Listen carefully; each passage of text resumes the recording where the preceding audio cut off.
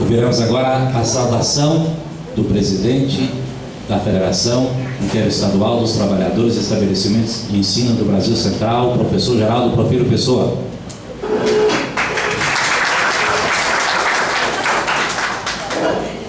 Uma boa noite a todos e a todas. É com muita alegria que nós iniciamos esse segundo congresso, que lá no Estatuto também está a Assembleia Geral, e algumas pessoas nos perguntam, é porque o cartório de registro não nos permitiu colocar congresso. Então nós tivemos que colocar a Assembleia, mas nós estamos chamando essa Assembleia de congresso porque é uma prática já entre nós. É com muita alegria, que a gente recebe a todos vocês aqui na cidade de Goiás. E gostaria de já adiantar que quando vocês forem fazer um passeio pela cidade, tenham cuidado de não dizer Goiás velho. Há algumas pessoas aqui que não gostam desse adjetivo, porque considera pejorativo, por conta que vocês vão perceber, quem ainda não conhece, que é uma cidade maravilhosa e traz todas as características, inclusive da sua época, e totalmente preservada. Mas a federação está fazendo 3 anos de existência. Há 3 anos, num congresso que realizamos em Goiânia, nós criamos a federação, após longos anos de discussão sobre a criação da Federação Brasil Central. Muitas pessoas chegavam a dizer que nós ainda não estávamos preparados para ter aqui uma federação do Brasil Central representando Tocantins, Goiás e Distrito Federal. E nós achávamos que sim. E essa discussão, ela se arrolou por muito tempo, porque nós precisávamos fazer um convencimento na direção e na base da Federação Interestadual dos Trabalhadores em Estabelecimento de Ensino, FIT, que hoje tem base em Belo Horizonte. Mas foi muito interessante porque aquele debate, aquela discussão nos levou a muitas reflexões. E uma delas foi a gente saber que federação que nós gostaríamos de ter aqui no Brasil Central. Começamos a pensar e olhar para as federações existentes e nós sempre achávamos que essas federações poderiam muito mais do que elas estavam fazendo.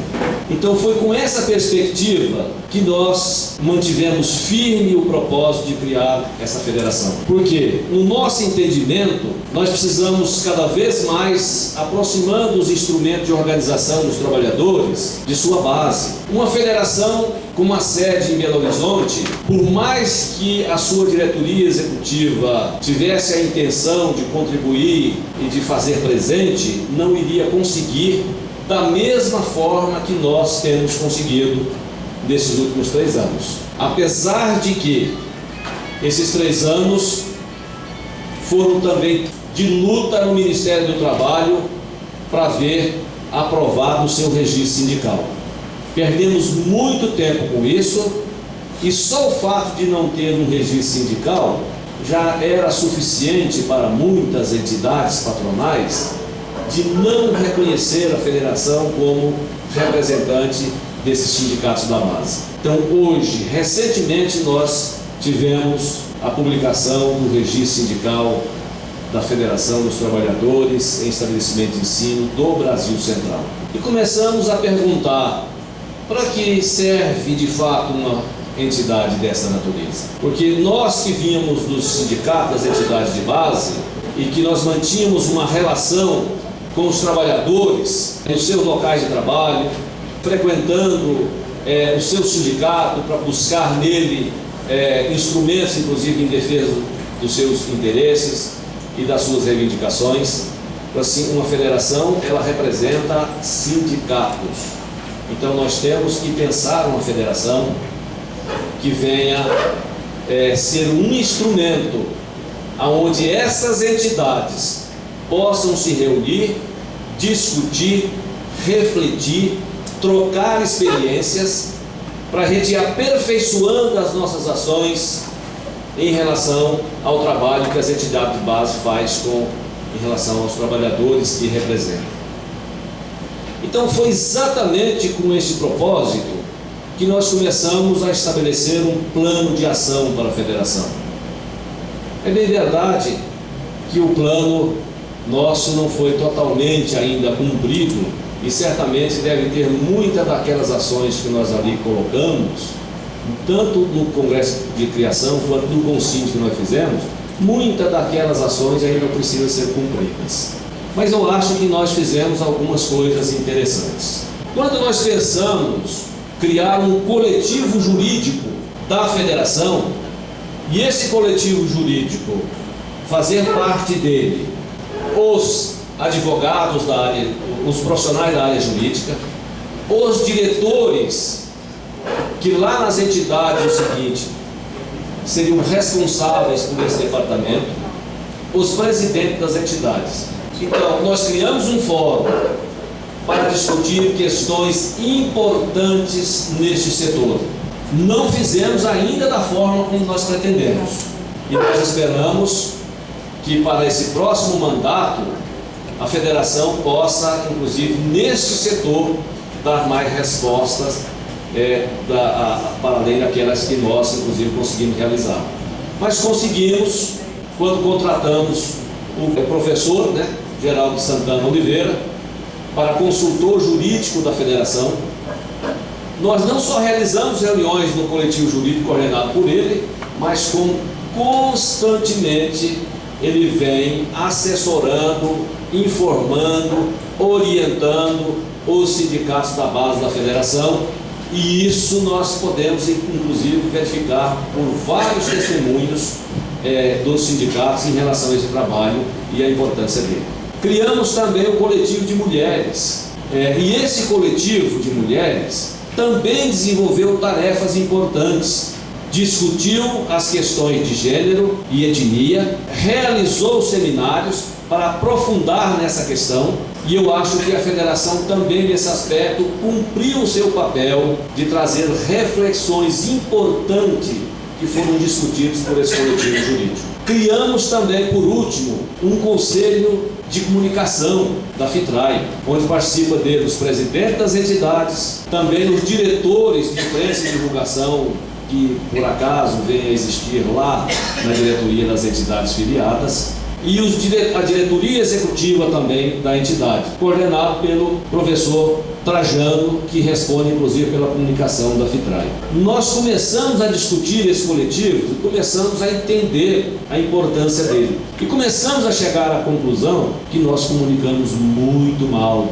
ainda. Por mais que a gente tenha aperfeiçoado essas ações, ainda é preciso muito se fazer. Então, quando você estabelece um coletivo dessa natureza, nós podemos socializar as nossas experiências em cada uma das entidades e apresentá-las, inclusive, nesse coletivo, e todas as entidades vai cada vez mais refletindo, pensando e aperfeiçoando as suas ações. Olha, por incrível que pareça, diante dos instrumentos que nós temos aí de comunicação virtual, nós utilizamos muito pouco e com muita pouca eficiência. E uma entidade que não se comunica com os seus associados, com a sociedade de uma forma geral, é uma entidade que provavelmente terá pouca credibilidade em qualquer circunstância, até mesmo numa mesa de negociação com as entidades patronais.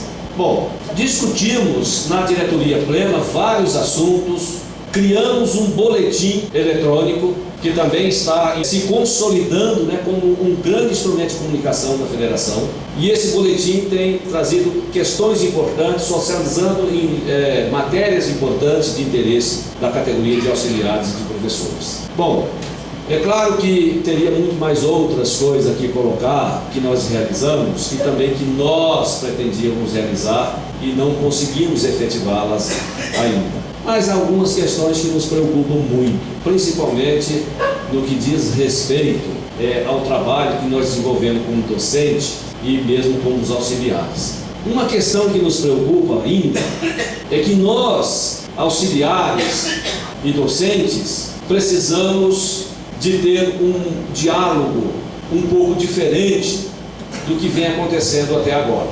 É preciso que a gente entenda que todos os auxiliares de professores, eles estão inseridos dentro de um projeto político-pedagógico de uma instituição e todos cumprem uma função de educadores. Ainda que seja lá o mais simples do porteiro ao professor mais bem qualificado da instituição, todos têm um papel de educar. E isso eu nem preciso dizer para vocês, porque constantemente esses profissionais estão também se relacionando com os alunos, e a maneira de se comportar é uma maneira também de estar contribuindo na educação desses adolescentes, jovens e adultos. A outra questão é que nós precisamos desmitificar, principalmente, essa questão que vivem os profissionais da educação infantil, que é uma etapa importantíssima da educação básica. Esses profissionais não têm o devido reconhecimento do ponto de vista profissional, recebem menos, e todos aqueles que vão se qualificando com título de mestrado ou doutorado, pelo fato de não ter o reconhecimento necessário, vão se buscando outras etapas e outros níveis da educação e vão deixando essa etapa tão importante da educação básica. Olha, uma nação que não cuida direito de suas crianças, ou que não dê a elas a devida atenção do ponto de vista educacional, é uma educação que certamente já tem o seu futuro comprometido. Então nós precisamos desmitificar isso. E nós, profissionais da educação, tanto auxiliares quanto professores, precisamos receber um salário não de acordo com o nível de educação que atua, mas de acordo com o nível de formação que esse profissional tem. Se ele tem um título de doutorado e atua na educação infantil, que receba de forma condigna a sua formação, mas isso é uma questão que nós temos muito que discutir. Outra questão, e última, é que nós estamos no momento e discutindo e observando, e participando dessa discussão já há muito tempo do Plano Nacional de Educação.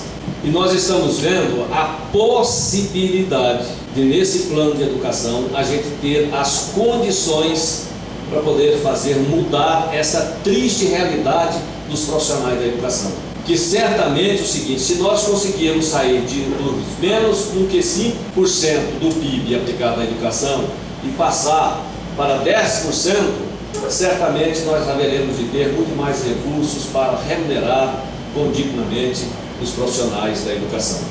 E é claro o seguinte: vocês poderiam perguntar o que nós, do setor privado, teríamos a ver com isso. Temos e muito, porque servem de parâmetro, inclusive, para as nossas discussões e as nossas negociações coletivas, assim que esses profissionais vão melhorando o seu trabalho.